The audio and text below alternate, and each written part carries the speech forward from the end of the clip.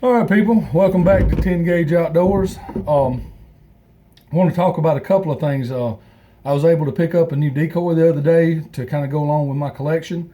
I want to talk about that. And I also want to talk about, I think, a few things that the biggest mistakes made out in the turkey woods. And this just comes from an opinion of your average working guy that likes to turkey hunt, likes to be out in the woods, and give you some real world advice. Take it like you want. Just want to try to help somebody out there in the turkey woods with my years of experience and failures. I'm not the best turkey hunter in the world, but I love it enough to where I learned a lot, and we'll be able to go over those few things. But first of all, the turkey decoys we talked about in my last video. The hens and the Flexstone that I settled on Flexstone after trying all kinds of decoys. I just like their product. And we have the feeder hen and the upright hen we talked about. So you have the upright and you have your feeder and the Flexstone. We talked about all the pros and cons of these particular ones. Check that video out, my last video, if you want to hear more about those decoys and why I selected Flexstone. But in Flexstone, they come out with a new one. It was new for January the 29th, 2021. I didn't think I'd see it around here for a while. I thought I'd maybe have to order it, but online it was for $49. And I thought, no, not after paying $20 and $30 for all these other decoys, getting $10, $20 cheaper by waiting until after season. But I really want to use that decoy this season. And I picked it up at the local big box store. I just happened to see it in there, and it was $39. Hated to pay that, but I really wanted to use it this year with my other collection that I put together. I've been real patient with them. So they've come out with the Flexstone Thunder Chick breeder. You can see she's not in a feeding position and she's not in an upright position. You can see the difference in them. See the upright hen and you see this one here. So what I'm excited about is this one has a couple of or several different ways I can use her, and she's down in a little squattier posture. Her wings are laying down instead of to her side. It's a little more square. You can see that it's square right there for laying down. And you can either push her all the way down in the ground and let her be with a jake or a gobbler as a breeding hen, or you can let her be up on the stake and sticking up to where she's more relaxed looking, and the head's down. The head's not up looking around like she's going to start putting or something. But the head looks real good. Look at those eyes. That looks awesome.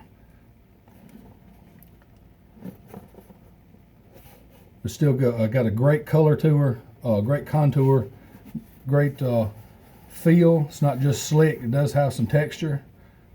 Great color. Even the tail is down, but she's a little square. So you can either set her up or you can lay her down in a breeding position. And what I'm excited about is that I have this particular decoy to go with my other two hens, and I can use 3 hen decoys if need be. Not all time necessary or really could be useful, but these are 3 different postures. A lot of times in the past with the hen decoys, if I've decided to put out a little mini flock and sit in a blind all day because I know some turkeys are going to come through there, and kind of not use a lot of calling, just use the decoys as a visual to bring them into my setup, you either had to have a feeder or two, and then an upright or two, and you kind of had just 2 postures out there. Now this gets me excited because I'm going to have a third posture. So I'm going to have an upright hen, a feeder hen, and a more relaxed, subdued, submissive type posture in a hen decoy. So that's 3 different postures I'm going to be able to have in my setup if I decide to use that many. That's pretty exciting to me. But again, check out the last video if you want to hear more about the Flexstone and talk about it. And but I did want to show you this because I was able to pick this up the other day, and wanted to just let you know that it is out and it's available, and kind of what it looks like in case you want to order it offline. But I'm pretty excited about that, to use that with a jake or something, or 3 hens, or maybe use my feeder off to the side and then my upright hen off to the side or the other side, and put this on the ground as a breeder with a jake. That's going to be pretty exciting, especially if you're going to sit in a blind all day. There are a couple of places I'm going to go the first 3 days of hunting season, and I'm going to put up a blind. I'm going to put out some decoys and sit for a day. The other thing I wanted to talk about is some mistakes that people might make. You have in the real world situation. Before that, let's just talk a little more about the turkey decoys, because there's a few things I need to say. In your part of the woods, whether you're whatever genre of turkey you're hunting, over here in North Mississippi, we hunt mostly eastern, and eastern are real difficult. I'm gonna say that around here that you have to work a little bit harder than some of the other areas, maybe out west and up north. But sometimes you don't want to use, I don't use every one of my decoys all the time. I'm going to use maybe one hen or two hens, or maybe one hen and a jake. May use three hens and a jake. Never going to put more than one jake or one gobbler out. That's just my personal preference and my experience being in the turkey woods. But you need to think about where you're hunting, what your hunting situation is, the birds you're hunting, what decoy situation to use. There is plenty, and I said on my last video, there is plenty of information out there with a lot of good hunters, a lot of good YouTubers that's got good information on how to use your decoys, when to use them, when not to use them. And you just need to study, get all the information you can, study that information, put a plan together, and go out and use it. If it's not successful, then don't get down on yourself, especially if you're new to turkey hunting. That's the past 3 videos. That's what this is about, is new turkey hunters mostly. But use your information, get your plan together. If it doesn't work out, don't get down on yourself, because there is nothing that will teach you more about turkey hunting than being in the woods and letting the turkeys show you the mistakes you make. There's a lot of people that will say that, and a lot of people understand what I'm saying and agree with that. In your woods, in your neck of the woods, and the turkeys that you hunt, whether it's the bottoms or hills or whatever it is, the turkeys will teach you more about your mistakes than any other thing that you can read or study. You can get a plan together and you can know everything there is to know about a turkey, but until you get out there and let them show you what you're not doing right, is when things will turn and you'll start getting a turkey every season or two. You'll see more turkeys. You'll know where they're at. You'll know where to be. So let the woods teach you and the turkeys teach you more than what you're going to read. Just get a plan together and get out there. Get in the woods. But some mistakes, though, that I think is made. There's a lot of videos I watch. Sometimes I just like watching it. I can learn a little bit every day. I learn something from every video. And it may be sometimes when I watch a video that there's nothing, what I've learned is that I can't learn nothing from that video. But you can learn from other people's mistakes. I make mistakes all the time when turkey hunting. I get lucky a lot of times. A lot of times luck has got a lot to do with it. But if you, one of the mistakes, I think the biggest mistakes I see a lot of times, even with taking people with me or going with somebody turkey hunting, is the call too much. I can't stress that enough. They call too much. When you're out there in the turkey woods, you got your plan together and you're set up, and even if it's no decoys and you're just sitting by a tree and you're gonna make some calls, ain't nothing wrong with that either, because a lot of times when you're in the thick woods, a decoy is not beneficial because there's not a lot of time for him to see it, and your calling is what's bringing him, not the decoy. Sometimes in the thick woods, though, if you got a little open spot, you could use a hen decoy, and you could see, give him that. If you're over a little rise, you might give him just enough time to get over the rise and see that decoy, just to take a couple more steps to get a shot. That may be beneficial, but that's something you're going to learn by being out there. But the overcalling is when you get in the woods and you use a maybe a locator call or a hen call, and you located a tom and he gobbles. Great. What's happened is that he has gobbled and acknowledged he heard you, and I promise you he knows exactly where you are. He knows exactly where you are. You don't have to keep calling and bring him in there. A lot of times when you keep calling, then you're going to spook him, and then he's going to walk away and you're not going to see him. He's going to quit gobbling. You're going to want to know why, what happened, where'd he go? Or you're going to call and he's going to gobble, you're going to call, he's going to gobble, and he's going to do it for 2 hours. And you wonder, why is he not coming on? Well, there's a reason for that. And a lot of times in these videos, it's not explained. There are some videos out there that do explain it.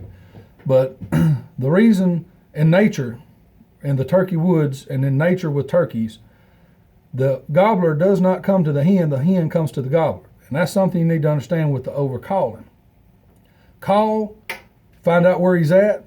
You know he's in the area. You can judge about how far he is, whether you need to stay still, back up, go forward, and kind of try to get a little closer to it. Get set up. Maybe call a little bit more. I'm not saying call one time, and forget it. Locate him, you found him, make a judgment call of what you need to do with your setup, where you need to stay still or make a move. Then you can call another time or two to him and keep him interested and let him acknowledge you another time or two. Then shut up. I just can't stress that enough. Shut up. I have killed more turkeys by being quiet than I have calling to them. And one of the calls that you need to master is being quiet. That's just personal opinion and experience. A lot of times turkeys will come in quiet, but and you're calling and you don't hear a turkey, and then you say, well, I'm tired of waiting. I heard him, an hour ago or 30 minutes ago, and I'm going to get up and make a move. You get up, and then boom, there he is. He's standing in front of you because you didn't give him enough time. That's going to happen. It's going to happen. It's happened to me. But like I was saying, in nature, the hen comes to the gobbler. Typically, now there's always extenuating circumstances, but the gobbler will roost 100, 200 yards away from hens. The hens he is with all day, and then they got toward nighttime, they were going to go to roost. The hens are going to roost away from the gobblers. The gobblers know where they're at, or know about where they're at, and in the morning time, the hens are going to give some little wake up yelps and some little purrs and some little sounds, little short purrs and what have you, that are going to let him know, hey, we're waking up. And at daylight, the gobbler's going to fire off, going to be gobbling. And basically, the hens are telling him, hey, we're getting up. This is where we're at. We're in this area. He's gobbling, say, hey, I hear you. I'm waiting on you. And then typically, in nature, the hens at that point in time will fly down, walk over to where his tree is, and when he sees them from the tree, while he's in the tree, when he sees the hens at the bottom of the tree, he'll fly down and go off to them. So while you're hunting, and you call and you get a bird struck up, and he's acknowledged, what he's done, hey, I heard you, I know where you're at, I'm waiting on you. So when you sit there and you keep calling, you're just going to make him keep gobbling, or either he's going to get spooked and walk off. But he's not coming to you in a lot of cases. That don't mean you can't call a turkey in by yelping to him and have him come on in. That can happen too. I'm just saying what naturally is supposed to happen in the turkey woods with turkeys, naturally. So if you're calling to a gobbler and he fires off and you make a move or not, and you're set up and you're going to try to call to him another time or two, hoping he's going to show up to your setup or whatever you got set up there, and he don't show up, sometimes just be a little more patient, because again, he's waiting on that hen to come to him.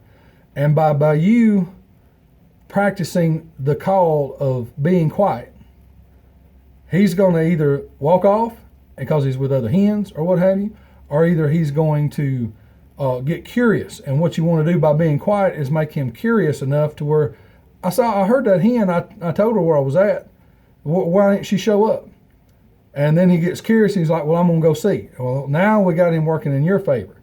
Then you can maybe make another cluck or two, or maybe a purr, maybe a small little yelp, just to let him know, hey, I'm still here. Maybe he's gobbled again, he's closer, and you just want to let him know you're still there. But less calling sometimes is more calling. Just want to throw that out there. The other mistake, or another mistake that I think is made a lot, is that's probably the number one mistake, matter of fact, too, is overcalling. Or that I've made. I've done the overcalling too until I've learned, and finally read and listened and done things a little different, and then it's worked out for me. I figured out the calling too much, but I know it's bad. It hurts you bad. It makes the hair stand up on my neck when I hear that gobbler. It gets me excited. It makes my heart pumping, and it's hard when you hear that gobble not to call again just so you can hear that gobble again. I mean, it's hard. But you want to try and practice being quiet. That is a turkey call that you need to practice, if you will. Another mistake, though, I think that really hurts a situation, especially for newer turkey hunters, is their decoy placement. Again, there's a lot of information on the internet about decoy placement and when to use and when not to use. But you need to have your decoys in a way that match the part of the season you're in and make them match the calling you're doing. If you've got, my example is if you've got a jake with a hen decoy on the ground in a breeding position and you're trying to upset a tom by coming by and seeing a jake trying to breed a hen, more than likely one of his hens, and you're trying to make him come in and fight with him and get a shot. Okay, great situation. But if you've got a hen on the ground and a jake behind them and you're doing yelping, just regular yelping, that could be another hen or two in the area, because I have seen other hens walking around while a breeder hen lays down and gets bred by a gobbler. I have seen that. When you got a hen decoy down in a breeding position and a jake behind her or a gobbler, and you got another hen off to the side, or maybe two. That happens in the turkey woods, but you only know that by being out there and experiencing what's going on. You just can't get everything off of the internet or YouTube and just be ready. Some things you got to find out what's going on in your area. But if you have a breeder hen down and a jake or tom behind them, and you're yelping, that breeder hen is not usually yelping while she's laying on the ground getting ready to be bred. So you're not really matching up your decoy setup with your calling. Or if you got a hen decoy sitting down in a breeder position and a jake or something behind her, and it might be a good idea in order to throw some soft purrs, maybe a yelp with a soft purr, but not real loud. Not like you're a lonesome hen walking around looking for a gobbler, but you're already with the gobbler, so think about what sound she's going to make. Maybe do a jake gobble. That will let the other turkeys know, hey, what's going on in this area. If you want a tom to know that there's a breeding situation going on, use calls that's as such to let him know that's what's going on, to bring him in. I've gotten lucky where I've used calls. Hen calls when I've got a breeder decoy situation sitting out, and they come in thinking that was just a lonesome hen, and they happen to see what's going on and they bust in there to stop it. I'm not saying that can't work, but just try and think about matching your calling up with the decoy placement that you've got out there, and also match your calling to what part of the season you're in. It's 6 weeks long here in Mississippi. You got the first 2 weeks when everybody's kind of together and trying to figure out what's going on, and your toms are trying to mark off their area and get their hens with them and kind of make their zone known. And then you got the middle of the season where turkeys are being bred, and turkeys are maybe looking, or the hens are looking for a nesting place. Not quite sitting on the nest yet, but they're looking for a nesting place. High grass, some bottomlands, a lot of timber, somewhere where they can hide their eggs, because they have their nest on the ground, they roost in the tree. Never understood that. Don't make a lot of sense to me, but that's what they do. And and then the last 2 weeks, the hens are sitting on the nest. So kind of see what part of the season you're in, what the turkeys are naturally doing, and set up your decoy placement or no decoy placement according to what's happening. Because you don't really want to put a breeding hen with a jake or a gobbler decoy out there when it's the last week or two of the season, when the hens really aren't mating anymore. That's not to say they're not. I think hens mate way after turkey season, because you have little poults show up in the middle of summer. I think sometimes when their nests get destroyed, maybe by predators and coyotes and fox and stuff like that, they won't go back into the mating mode so that they can lay eggs again, and things happen. And those are things that you know by being out there in the woods. But you just want to match up. That's the other mistake that I think happens a lot, is matching your setup with the calls and what part of the season you're in. That could be a big giveaway, and toms show up, see something going on that's not natural, and they spook and go away, and you never saw them. Then the whole season goes by, and there was 3 or 4 turkeys around you within 100 yards, and you never knew it because certain things wasn't going on natural. Be a little natural. So don't overcall, and make sure your setup is as natural as possible. That's a lot of information. You can go back and read it and watch it again, but I just wanted to go over those things that were on my mind while I introduced this new decoy that Flexstone just come out with. The other, I think the third mistake that out of just putting three together is knowing how close or how close to not get to a turkey. Because roosting, if you go and roost a turkey the night before and you're going to go the next day, he should be there. Ain't no, unless something really drastic happens to move that turkey during the night, they're going to be there that next morning. But going and roosting a turkey doesn't mean a roasted turkey. It's not always the fact that happens there. Just because you got some turkeys roosted the night before don't mean you're going to kill one the next day. You roost a turkey and you want to go back the next morning and get pretty close, get set up, maybe decoy, maybe no decoy, have them fly down. Can work, and it may work. Sometimes getting too close to a gobbler or hens or what have you from on the roost will kind of mess you up. If you roost a bird or if you don't roost a bird, if you get in early in the morning, a lot of things can happen. You can have a gobbler gobble that evening. You know where he's at. You're gonna go set up. You know the lay of the land. You go the next morning. You set up, and where you set up is still maybe 100 yards away from him, the gobbler, and you're pretty close enough to get some action. But what you didn't know is what I said before about the hens roosting 100, 200 yards away from the gobbler. And then when you set up, daylight comes, and you look up at the corner of your eyes there, and you see a tree that's got 10 hens in it. And now you can't do nothing because you've gotten too close. Now the hens are going to spook, and if they spook and they start popping off and leaving, that's going to give him a cue that something's not right and he's going to leave. Or I have had it happen to me to where I busted some hens out of a tree because I got too close. They left. He never knew they were gone, but they weren't showing up, so he gobbled for an hour and a half.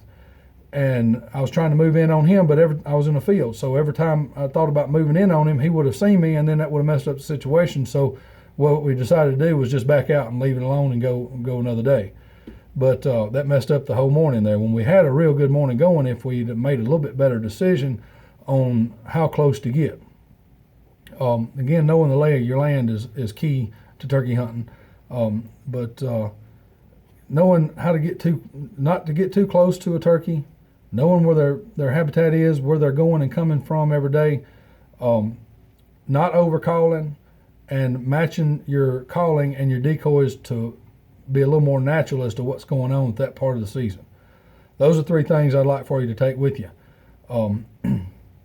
But again, check out the Flexstone line of decoys, the Thunder Chick, because you got the Thunder Chick breeder, the upright hen, and the feeder hen.